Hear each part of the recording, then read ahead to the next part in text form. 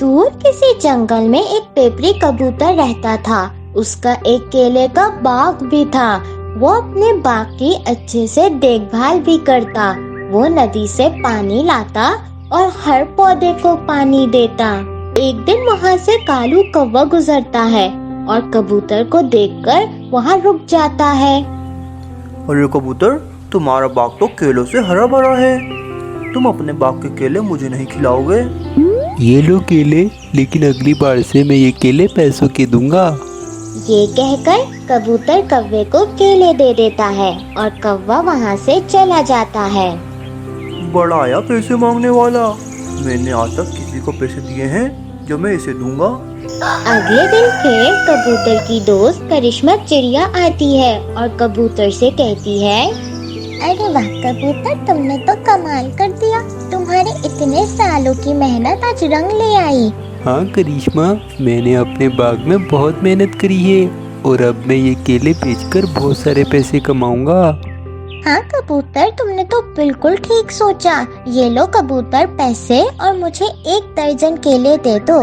इस तरह कबूतर हर पक्षी को अपने बाग के केले खिलाता और बहुत सारे पैसे कमाने लगता है। दूसरी तरफ कालू और मटकी दूर बैठे ये सब देख रहे थे। अरे कालू, मुझे भी कबूतर के बाग के मीठे मीठे केले खाने हैं। तुम मुझे वो केले ला कर दो ना। मुटकी, मेरे पास तो पैसे नहीं। ये कबूतर तो पैसों के दे रहा है।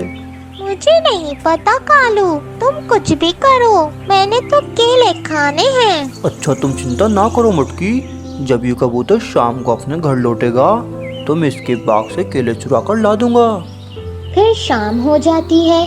कबूतर भी केले बेचकर अपने घर चला जाता है। थोड़ी देर बाद कालू कौवा वहाँ आता है और कबूतर के पेड़ से केले लेकर चला जाता है। अगले दिन कबूतर जब अपने बाग आता है तो वो ये देखकर परेशान हो जाता है। अरे ये मेरे केले किसने चुराए? मैं उसे छोड़ूंगा नहीं। कालू, मुझे भूख लगी है, जाओ मेरे लिए केले लेकर आओ। मुटकी, थोड़ा सब्र करो, शाम होते ही मैं तुम्हारे लिए केले ले आऊंगा। शाम हो जाती है। कबूतर अपने घर चला जाता है। फिर कबूतर के जाते ही कौवा वहाँ आ जाता है और वहाँ से केले तोड़कर ले जाता है। अगले दिन जब कबूतर अपने बाग पहुँचता है तो वो अपने बाग के टूटे हुए केले देखकर बहुत ज्यादा परेशान हो जाता है। हाय, ये मेरे केले कौन तोड़ रहा है? ये रोज रोज कौन लेके जा रहा है? आज मैं यहीं रहूंगा और इस चोर को पकड़ के रहूंगा। इतने में वहाँ करिश्मा चिड़िया आ जाती है। क्या हुआ पेपरी, तुम परेशान लग रहे हो और ये इतने सारे केले नीचे क्यों पड़े हैं? क्या बताऊं करिश्मा चिड़िया, मेरे बाग से रोज कोई केले चोरी कर रहा है। कल भी कोई इतने सारे केले ले गया, आज फिर से तोड़कर ले गया।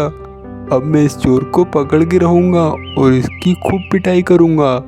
मैं भी शाम के बाद तुम्हारे पास आ जाऊंगी और उस चोर को पकड़ने में तुम्हारी मदद करूंगी।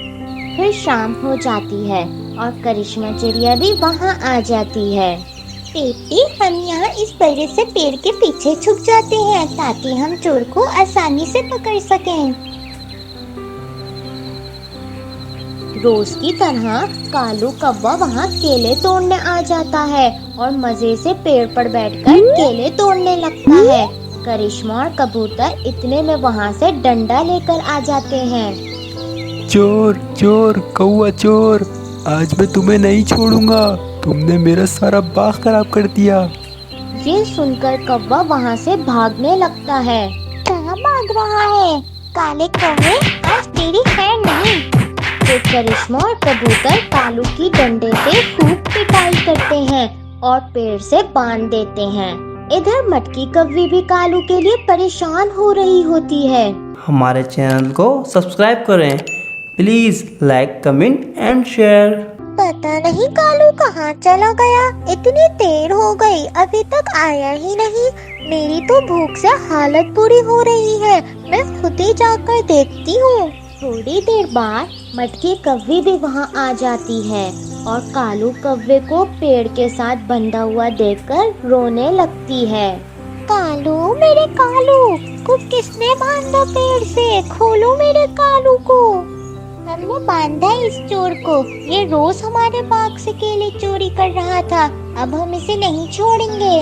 छोड़ दो मेरे कालू को, इसमें कालू की कोई गलती नहीं, सब मेरी वजह से हुआ है। मैंने ही कालू को कबूतर के बाग से केले चोरी करने का कहा था। हमें माफ कर दो कबूतर और चिड़िया। मैं तुम्हें एक शर्त पे माफ़ करूँगा, अगर तुम दोनों 1 महीने तक हमारे बाग को पानी दोगे और इसकी अच्छे से देखभाल करोगे तो मैं तुम्हें माफ़ कर दूँगा, वरना तुम्हें ये जंगल छोड़कर जाना होगा। ठीक है कबूतर भैया, हम रोज पानी देंगे और देखभाल भी करेंगे। फिर कालू और मटकी ऐसा ही करते हैं। वो रोज नदी से पानी लाकर 1 महीने तक पूरे बाग को पानी देते हैं। जंगल में सर्दियों का मौसम शुरू होने वाला था। अभी तो हल्की हल्की ही ठंड हुई थी कि सारे पक्षी अपने अपने घरों में छुप गए। करिश्मा चिड़िया, सब ठीक तो है? आज सुबह ही तुम पेड़ पर आकर बैठ गई। कबूतर भैया, सब ठीक है। वो तो मैं धूप लगाने के लिए पेड़ पर बैठी हुई हूँ। आपको पता तो है सर्दियाँ शुरू होने वाली है, फिर ये धूप कहाँ मिलेगी। हाँ, कह तो तुम सही रही हो। वैसे भी शाम के टाइम ठंड तो शुरू हो जाती है। एक गर्मी का मौसम होता है जिसमें हम धूप से बचते हैं और पेड़ के सायों में जाकर बैठते हैं, और एक ही सर्दी जिसमें हम धूप के लिए तरसते हैं। हाँ, बात तो तुम्हारी सही है। अच्छा करिश्मा चिड़िया, अब मैं चलता हूँ। वो तो मैं नदी से नहाकर जा रहा था, तुम्हें यहाँ देख मैं रुक गया। फिर कबूतर वहाँ से चला जाता है और थोड़ी ही देर बाद रामू चिड़ा आ जाता है। हमारे चैनल को सब्सक्राइब करें, please like comment and share. Hi Karishma चिड़िया, कैसी हो तुम? रामू, मैं तो ठीक हूँ, तुम कैसे हो? मैं ठीक हूँ। मैं नदी पर नहाने जा रहा था तो रास्ते में मुझे कबूतर मिला, तो उसने मुझे बोला कि करिश्मा को भी अपने साथ ले जाओ, इसलिए मैं तुमसे पूछने आया हूँ, तुम चलोगी मेरे साथ? हाँ हाँ, क्यों नहीं, मैं जरूर चलूंगी तुम्हारे साथ। अच्छा किया तुम आ गए, मेरा अकेले जाने का बिल्कुल भी मन नहीं था। फिर वो दोनों नदी की तरफ नहाने निकल जाते हैं। थोड़ी ही आगे उड़ते हैं कि नदी आ जाती है। करिश्मा देखो, नदी आ गई। रामू, तुम इस नदी में नहाओगे? मैं तो सोच रही थी कि तुम आगे वाली नदी में जाओगे। करिश्मा, वैसे भी सर्दियों का मौसम है, अगर हम आगे वाली नदी पर नहाने गए तो वापस आते आते अंधेरा हो जाएगा। और वैसे भी इस नदी की एक खास बात है कि सर्दियों में इस नदी का पानी गर्म होता है, क्योंकि इस नदी का पानी बड़े बड़े पहाड़ों के अंदर से आता है। अगर इस नदी का पानी गर्म है तो इससे बढ़कर हमें क्या चाहिए।